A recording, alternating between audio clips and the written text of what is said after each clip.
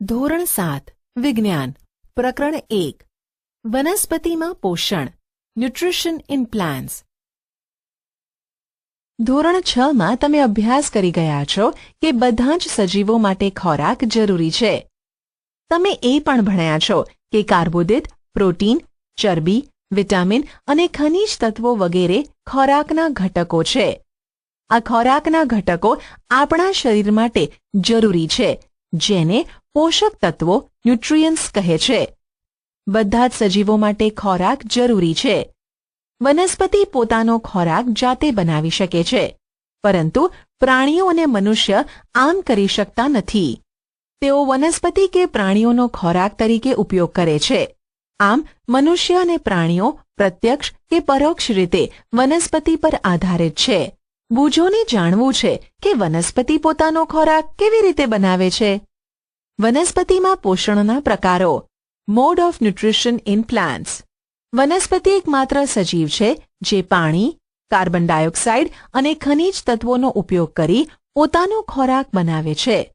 આ ખોરાક બનાવવા માટેની જરૂરી કાચી સામગ્રી રો મટીરીયલ્સ તેમની આસપાસ હોય છે. આ પોષક તત્વો એ સજીવોને તેમના શરીરના બંધારણ, વૃદ્ધિ, નુકસાન પામેલા ભાગોની સુધારણા તથા શક્તિની પ્રાપ્તિ માટે અને જૈવ ક્રિયાઓ માટે જરૂરી છે. સજીવો દ્વારા ખોરાક ગ્રહણ કરવાની અને શરીર દ્વારા તેને ઉપયોગમાં લેવાની પ્રક્રિયાને પોષણ કહે છે. સજીવો સરળ પદાર્થોમાંથી પોતાનો ખોરાક જાતે બનાવે છે. તેને સ્વાવલંબી પોષણ કહેવામાં આવે છે. ઓટો પોતે, ટ્રોફ પોષણ. તેથી વનસ્પતિઓ સ્વાવલંબી ઓટોટ્રોફ્સ કહેવાય છે. પ્રાણીઓ અને બીજા ઘણા સજીવો પોતાનો ખોરાક વનસ્પતિ પાસેથી મેળવે છે. તેઓને પરાવલંબી હેટરોટ્રોફ્સ હેટરો પર કહેવાય છે. પહેલીને જાણવું છે કે શા માટે આપણું શરીર કાર્બન ડાયોક્સાઇડ, પાણી અને ખનિજ તત્વોમાંથી ખોરાક નથી બનાવી શકતું જેમ વનસ્પતિ બનાવે છે. હવે આપણને પ્રશ્ન ઉદ્ભવે કે વનસ્પતિમાં ખોરાક બનાવવા માટેનું કારખાનું ક્યાં હોય છે? શું ખોરાક વનસ્પતિના બધા જ ભાગોમાં બને છે કે માત્ર અમુક ભાગમાં જ બને છે? વનસ્પતિ ખોરાક બનાવવા માટે કાચા પદાર્થો ક્યાંથી મેળવે છે? કેવી રીતે આ પદાર્થો વનસ્પતિમાં ખોરાક બનાવવાના કારખાના સુધી વહન એટલે કે ટ્રાન્સપોર્ટ પામે છે? પ્રકાશ સંશ્લેષણ વનસ્પતિમાં ખોરાક બનાવવાની પ્રક્રિયા. Photosynthesis, food making process in plants. પર્ણો એ વનસ્પતિમાં ખોરાક બનાવવા માટેના કારખાના છે. વનસ્પતિમાં ખોરાક બનવાની ક્રિયા પર્ણમાં જોવા મળે છે. તેથી બધા જ કાચા પદાર્થોને ત્યાં પહોંચવું જ રહ્યું. જમીનમાં રહેલ પાણી અને ખનિજ તત્વોનું મૂળ દ્વારા શોષણ થાય છે અને તેનું પરિવહન પર્ણ સુધી થાય છે. કોષો. તમે જોયું છે કે બહુમાળી મકાન એ ઈંટોના બનેલ હોય છે? તેવી જ રીતે સજીવ શરીર એ ખૂબ જ નાના એકમોનું બનેલું હોય છે, જેને કોષ સેલ કહે છે. કોષો માત્ર સૂક્ષ્મ દર્શક યંત્રમાં જ જોઈ શકાય છે. કેટલાક સૂક્ષ્મ જીવો માત્ર એક જ કોષના બનેલા હોય છે. કોષ એક પાતળા આવરણથી આવૃત હોય છે, જેને કોષ રસ્તર સેલ મેમ્બ્રેન કહે છે. દરેક કોષમાં ઘટ મધ્યમાં ગોઠવાયેલ રચના આવેલી હોય છે, જેને કોષ કેન્દ્ર ન્યુક્લિયસ કહે છે. કોષ કેન્દ્રની આસપાસ જેલી જેવું દ્રવ્ય આવેલું હોય છે, જેને કોષરસ સાયટોપ્લાઝમ કહે છે. વનસ્પતિ પર્ણમાં આવેલ નાના છિદ્રો દ્વારા વાતાવરણમાંનો કાર્બન ડાયોક્સાઇડ લે છે. આ છિદ્રો રક્ષક કોષો દ્વારા આવૃત હોય છે, જેમને પર્ણરંધ્ર સ્ટોમેટા કહેવાય છે. બુજોને જાણવું છે કે મૂળ પાણી અને ખનિજ તત્વોનું શોષણ કરીને પર્ણ સુધી કેવી રીતે પહોંચાડે છે. વાહિનીઓ નળીની જેમ મૂળ, પ્રકાંડ, તેની શાખાઓ અને પર્ણમાં આવેલી હોય છે કે જેના દ્વારા પાણી અને ખનિજ તત્વોનું વહન થાય છે. તેઓ એક સળંગ માર્ગ અથવા પથ બનાવે છે, જેથી પોષક તત્વો પર્ણ સુધી પહોંચે છે. તમે પ્રકરણ 11માં વનસ્પતિમાં પદાર્થોના વહન વિશે વધુ અભ્યાસ કરશો. પહેલી જાણવા ઈચ્છે છે કે પર્ણોમાં એવી કઈ ખાસિયત છે કે જેનાથી તે ખોરાકનું સંશ્લેષણ કરી શકે છે અને વનસ્પતિના બીજા ભાગો કરી શકતા નથી? પર્ણોમાં લીલું રંજક દ્રવ્ય આવેલું હોય છે, જેને હરિતદ્રવ્ય ક્લોરોફિલ કહે છે. તે પર્ણને સૂર્ય ઊર્જાનું શોષણ કરવામાં મદદરૂપ થાય છે. આ ઊર્જા કાર્બન ડાયોક્સાઇડ અને પાણીમાંથી ખોરાક બનાવવામાં વપરાય છે. આમ સૂર્યપ્રકાશની હાજરીમાં ખોરાકનું સંશ્લેષણ થતું હોવાથી તેને પ્રકાશ સંશ્લેષણ કહેવાય છે. ફોટો એટલે પ્રકાશ, સિન્થેસિસ એટલે સંશ્લેષણ. તેથી આપણે કહી શકીએ કે હરિતદ્રવ્ય, સૂર્યપ્રકાશ, કાર્બન ડાયોક્સાઇડ અને પાણી એ પ્રકાશ સંશ્લેષણની પ્રક્રિયા માટે અગત્યના છે. આ પૃથ્વી પરની વિશિષ્ટ ઘટના છે. સૂર્ય ઊર્જા એ પર્ણ દ્વારા શોષિત થાય છે અને વનસ્પતિમાં ખોરાક સ્વરૂપે સંગ્રહ પામે છે. આથી સૂર્ય એ બધા સજીવો માટે ઊર્જાનો અદ્વિતીય સ્ત્રોત છે. શું તમે પ્રકાશ સંશ્લેષણ વિના પૃથ્વી પર જીવનની કલ્પના કરી શકો? પ્રકાશ સંશ્લેષણ વિના કોઈ પણ ખોરાક બની શકે નહીં. લગભગ બધા જ સજીવોનું અસ્તિત્વ એ પરોક્ષ કે પ્રત્યક્ષ રીતે વનસ્પતિ દ્વારા બનાવાયેલ ખોરાક પર જ આધારિત છે. બીજી બાજુ એ ઓક્સિજન કે જે બધા જ સજીવોના અસ્તિત્વ માટે જરૂરી છે તે પ્રકાશ સંશ્લેષણ દ્વારા ઉત્પન્ન થાય છે. પ્રકાશ સંશ્લેષણની ગેરહાજરીમાં પૃથ્વી પર જીવન અશક્ય છે. પ્રકાશ સંશ્લેષણની ક્રિયા પર્ણ સિવાય વનસ્પતિના બીજા લીલા ભાગોમાં પણ થાય છે, જેમ કે લીલું પ્રકાંડ અને તેની શાખાઓ. રણમાં ઉગતી વનસ્પતિઓ પર ભીંગડા જેવું આવરણ અથવા કાંટા જેવા પર્ણ જોવા મળે છે, જે બાષ્પોત્સર્જન દ્વારા થતા પાણીના વ્યયને અટકાવે છે. આ વનસ્પતિઓ પાસે લીલું પ્રકાંડ હોય છે, જે પ્રકાશ સંશ્લેષણની ક્રિયા કરે છે.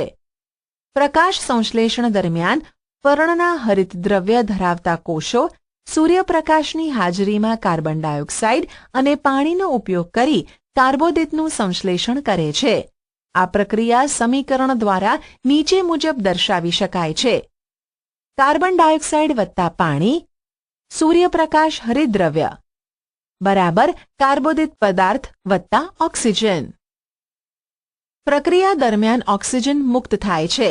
સામાન્ય રીતે કાર્બોદિત પદાર્થો સ્ટાર્ચમાં ફેરવાય છે. પર્ણમાં સ્ટાર્ચનું હોવું એ પ્રકાશ સંશ્લેષણની પ્રક્રિયા થવાનું સૂચન છે. સ્ટાર્ચ એ કાર્બોદિતનો પ્રકાર છે. બુજોએ લાલ, જાંબલી અને કથ્થાઈ રંગના પર્ણ ધરાવતી વનસ્પતિ જોઈ. તેને જાણવું છે કે આ પર્ણો પણ પ્રકાશ સંશ્લેષણ કરે છે. પ્રવૃત્તિ 1.1 બે એકસરખા છોડ લો. એક છોડને અંધકારમાં અથવા કાળા ખોખામાં 72 કલાક માટે રાખો અને બીજા છોડને સૂર્યપ્રકાશમાં રાખો. જેમ ધોરણ 6 માં પ્રવૃત્તિ કરેલ એવી જ રીતે બંને છોડનો આયોડીન દ્વારા પરીક્ષણ કરો. તમારું પરિણામ નોંધો. હવે જે છોડને અંધકારમાં રાખેલ હતો તેને 3-4 દિવસ માટે સૂર્યપ્રકાશમાં મૂકો અને ફરીથી તેના પર્ણોનું આયોડીન દ્વારા પરીક્ષણ કરો. તમારી નોટબુકમાં અવલોકનની નોંધ કરો. પર્ણમાં જે ભાગ લીલો નથી તે પણ હરિતદ્રવ્ય ધરાવે છે. લાલ, કથ્થાઈ અને બીજા રંજક દ્રવ્યો લીલા રંગને ઢાંકી દે છે. આ પર્ણોમાં પણ પ્રકાશ સંશ્લેષણ જોવા મળે છે. તમે અવારનવાર તળાવ કે સ્થિર પાણીમાં ચીકણા અને લીલા ધબ્બાને જોતા હશો. સામાન્ય રીતે વૃદ્ધિ પામતા આ સજીવને લીલ એટલે કે એલ્ગે કહે છે. શું તમે અનુમાન બાંધી શકો છો કે શા માટે લીલ લીલા રંગની જોવા મળે છે? તેઓ હરિતદ્રવ્ય ધરાવે છે જે તેમને લીલો રંગ આપે છે. લીલ પણ પ્રકાશ સંશ્લેષણની ક્રિયા દ્વારા પોતાનો ખોરાક બનાવે છે. કાર્બોદિત પદાર્થો સિવાય વનસ્પતિ ખોરાકનું સંશ્લેષણ. Synthesis of plant food other than carbohydrates. તમે શીખ્યા કે વનસ્પતિ પ્રકાશ સંશ્લેષણની ક્રિયા દ્વારા કાર્બોદિત પદાર્થોનું સંશ્લેષણ કરે છે. કાર્બોદિત પદાર્થો કાર્બન, હાઇડ્રોજન અને ઓક્સિજનના બનેલા હોય છે, જેનો ઉપયોગ બીજા ઘટકો જેવા કે પ્રોટીન અને ચરબીના સંશ્લેષણ માટે થાય છે. પરંતુ પ્રોટીન એ નાઇટ્રોજન યુક્ત પદાર્થ છે તો વનસ્પતિને નાઇટ્રોજન ક્યાંથી મળે છે? યાદ કરો, હવામાં પુષ્કળ પ્રમાણમાં નાઇટ્રોજન વાયુ સ્વરૂપે રહેલો છે, પરંતુ વનસ્પતિ નાઇટ્રોજનનું તેના સ્વરૂપમાં શોષણ કરી શકતી નથી.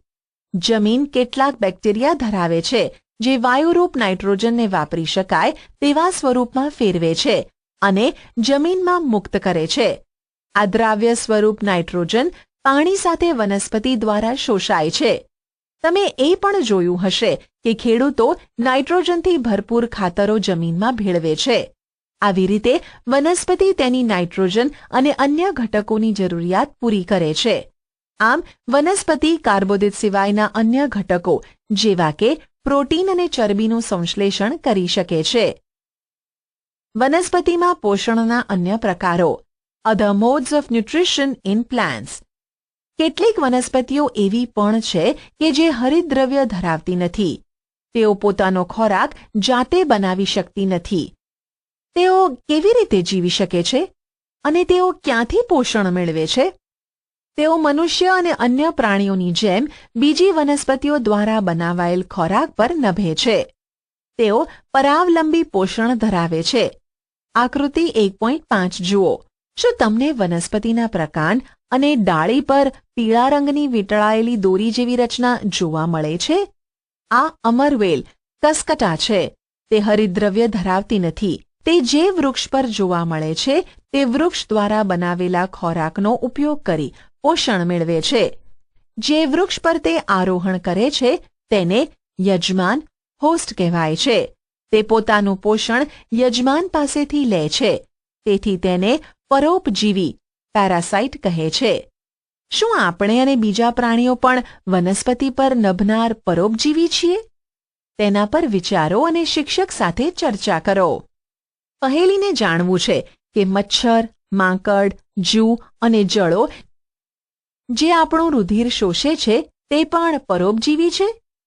તમે એવી વનસ્પતિઓ વિશે સાંભળ્યું છે કે જે પ્રાણીઓનો ખોરાક તરીકે ઉપયોગ કરતી હોય? એવી થોડીક વનસ્પતિઓ છે કે જે કીટકોનો શિકાર કરીને તેનું પાચન કરી શકે છે. શું તે આશ્ચર્યજનક નથી? આ વનસ્પતિ લીલો કે બીજો રંગ ધરાવે છે. આકૃતિ 1.6 માં દર્શાવેલ વનસ્પતિ જુઓ. પર્ણ એ કળશ જેવી રચનામાં ફેરવાઈ જાય છે. પર્ણનો અગ્રભાગ ઢાંકણ જેવી રચના બનાવે છે, જે કળશના મુખનો ભાગ ખોલી કે બંધ કરી શકે છે. કળશની અંદર વાળ જેવી રચના આવેલી હોય છે. કીટક અંદર પ્રવેશે છે ત્યારે ઢાંકણ બંધ થાય છે અને કીટક વાળમાં ફસાઈ જાય છે. કળશ દ્વારા પાચક ઉત્સેચકોના સ્ત્રાવથી કીટકનું પાચન થાય છે. આવા કીટકોનો આહાર તરીકે ઉપયોગ કરતી વનસ્પતિને કીટાહારી વનસ્પતિ ઇન્સેક્ટિવોરસ પ્લાન્ટ કહેવાય છે. શું તે શક્ય છે કે આવી વનસ્પતિ જે જમીનમાં ઉગે છે તેમાંથી જરૂરી પોષક તત્વો નહીં મેળવતી હોય? બુજો અસમંજસમાં છે. જો કળશ પર્ણ એ લીલું છે અને પ્રકાશ સંશ્લેષણ કરે છે તો પછી શા માટે તે કીટકોને ખાય છે?